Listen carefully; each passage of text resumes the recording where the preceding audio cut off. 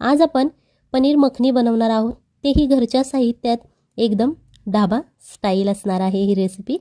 जास्त साहित्य लागत नाही, घरात जे साहित्य आपले अवेलेबल असतं त्यातूनच आज आपण ढाबा स्टाईल पनीर मखनी बनवणार आहोत।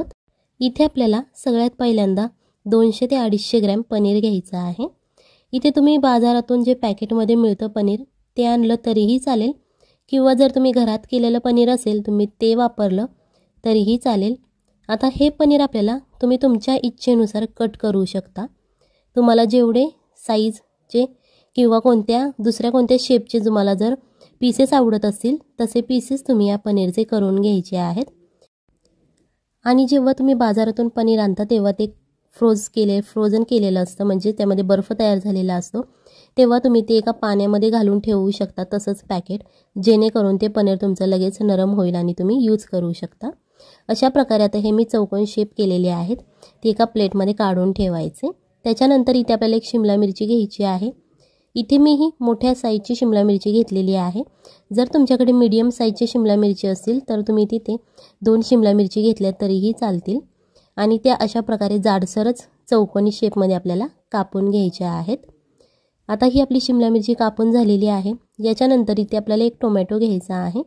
जर तुम्हाला टोमॅटो आवडत नसेल तर तुम्ही स्किप करू शकता, पण या टोमॅटोनेच खूप छान अशी टेस्ट लागते पनीर मखनीला। सो अशा प्रकारे आपला टोमॅटो सुद्धा कापून झालेला आहे। जर तुम्हाला जास्त तिखट आवडत असेल तर तुम्ही इथे हिरव्या मिरच्यांचा वापर करू शकता, 3 ते 4 सुद्धा घेऊ शकता। त्याच्यानंतर आपल्याला 2 कांदे घ्यायचे आहेत। तुम्ही मोठ्या साईजचे कांदे सुद्धा यूज करू शकता किंवा अशा स्मॉल साईजचे कांदे सुद्धा तुम्ही यूज करू शकता। इथे मी 2 कांदे घेतलेले आहेत आणि ते अशा प्रकारे आपल्याला त्याचे मोठे मोठे स्लाइस करायचे आहेत।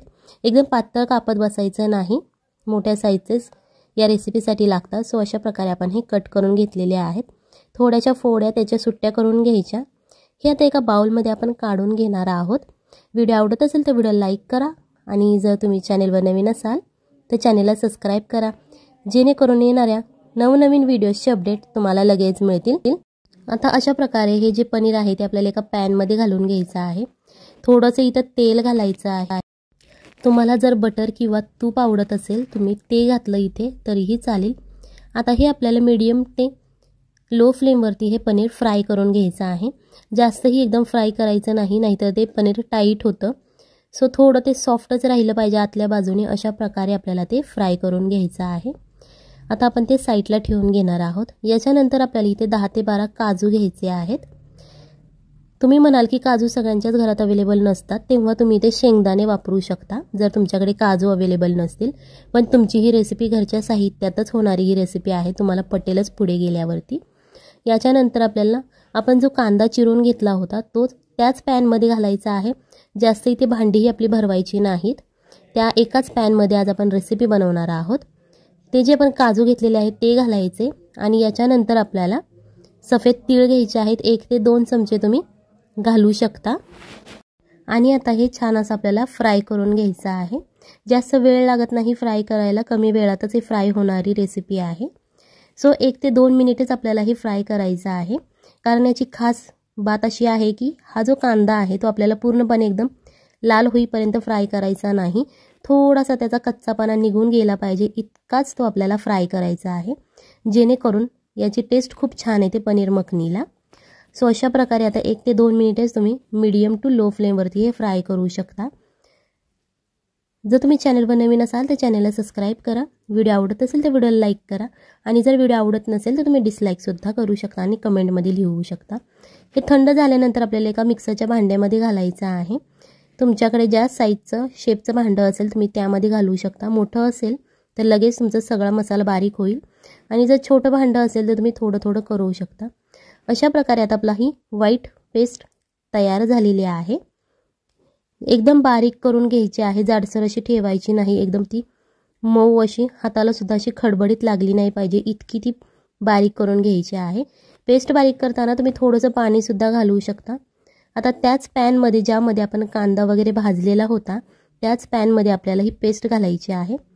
सुरुवातीला ही अशीच फ्राय करायची आहे, जेणेकरून यामधलं जे एक्स्ट्राचं वॉटर आहे, पाणी आहे, ते निघून जाईल आणि थोडीशी ती शिजली जाईल। यामध्ये आता थोडंसं आपल्याला तेल घालायचं आहे, 1 ते 2 चमचे तुम्ही घालू शकता। बटरसुद्धा आवडत असेल तुम्ही बटर तूपसुद्धा इथे वापरू शकता, तुम्हाला ऑप्शन्स अवेलेबल आहेत यामध्ये. आणि हे आता परत आपल्याला फ्राय करायचं आहे. तुमच्याकडे जर नॉनस्टिकचा पॅन नसेल तुम्ही साध्या कढईत केलं तरीही चालेल. ही पेस्ट अजिबात चिकटत नाही खाली कढईला, कारण आपण तेलसुद्धा घातलेलं आहे. आणि नॉनस्टिकचा असेल तर प्रश्नच नाही चिकटण्याचा. सो अशा प्रकारे आता हे फ्राय करून झालेलं आहे. आता याच्यानंतर आपल्याला यामध्ये मसाले घालायचे आहेत. 1 चमचा इथे मी चिकन मसाला वापरलेला आहे. जर तुमच्याकडे चिकन मसाला अवेलेबल नसेल तुम्ही गरम मसाला, सब्जी मसाला वापरला तरीही चालेल. 1 चमचा आपल्याला रेड चिली पावडर वापरायची आहे. जे आपल्या घरातलं लाल तिखट असतं ते वापरलं तरीही चालेल. आणि चवीनुसार मीठ घालायचं आहे.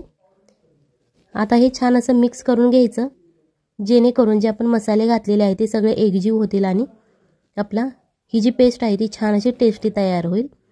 फ्राय करायची आहे आपल्याला त्याच तेलामध्ये. 1 कप दही घालायचं आहे मिक्स केलेलं, त्यामध्ये अजिबात गाठी नाहीत राहिल्या पाहिजे. आणि हे जेव्हा तुम्ही दही घालता तेव्हा गॅस बारीक करायचा आहे. परत ह्याला 1 मिनिट आपल्याला शिजवून घ्यायचं आहे.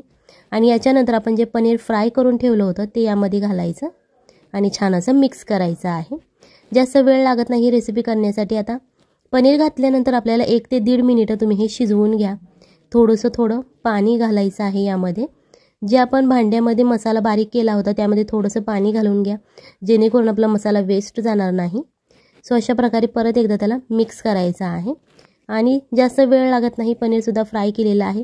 फक्त आपण जो मसाला तयार केलेला आहे तो पनीरमध्ये शिरला पाहिजे इतकं त्याला शिजवून घ्यायचं आहे. 1 ते 1.5 मिनिटे पुरेसं होतं हे शिजवण्यासाठी. थोडंसं पाणी घालून घ्यायचं तुम्हाला ग्रेव्ही हवी असेल, नाहीतर तुम्ही असंच सुक्खं लपतबं केलं तरीही चालेल. ज्यांना ग्रेव्ही हवी आहे त्यांनी पाणी घालू शकता. थोडंसं हे पाणी उकळून घ्यायचं आहे आपल्याला. आता अशा प्रकारे आता हे उकळून झालेलं आहे. एका कढईमध्ये आपल्याला 2 चमचे तेल घालायचं आहे. ज्या आपण मिरच्या चिरून घेतल्या होत्या त्या घालायच्या. शिमला मिरची जी आपण कापून घेतली ती घालायची. टोमॅटो घालून घ्यायचा आहे आपल्याला आणि चवीप्रमाणे मीठ घालायचं आहे, जेणेकरून या ज्या भाज्या आहेत त्या आपल्या शिजल्या जातील. आणि या भाज्या शिजवताना लक्षात ठेवायचं आहे की या भाज्या पूर्ण शिजवायच्या नाहीत. थोडासा याचा कच्चापणा निघून गेला पाहिजे इतक्याच त्या आपल्याला भाज्या शिजवायच्या आहेत.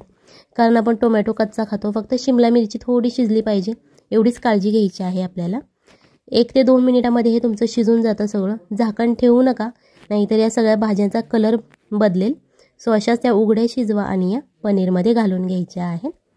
आता या पनीरमध्ये घातल्यानंतर हे आपल्याला थोडंसं मिक्स करून घ्यायचं आहे, जेणेकरून सगळी जी चव आहे, जी मसाल्याची चव आहे ती आपल्या भाज्यांना लागली जाईल आणि पनीरलासुद्धा लागली जाईल. ही रेसिपी नक्की घरी ट्राय करा, आपल्या फॅमिली मेंबर्सना खाऊ घाला आणि मग मला कमेंटमध्ये सांगा कशी झाली होती.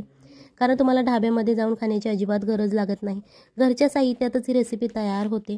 सो नक्की रेसिपी घरी ट्राय करा. ही तुम्ही चपाती, रोटी किंवा भाताबरोबर खाल्ली तरीही चालेल. जेव्हा एखादी पार्टी वगैरे असते तेव्हासुद्धा तुम्ही ही रेसिपी बनवू शकता. चला तर मग भेटूयात पुढच्या रेसिपीमध्ये. तोपर्यंत बाय बाय, टाटा.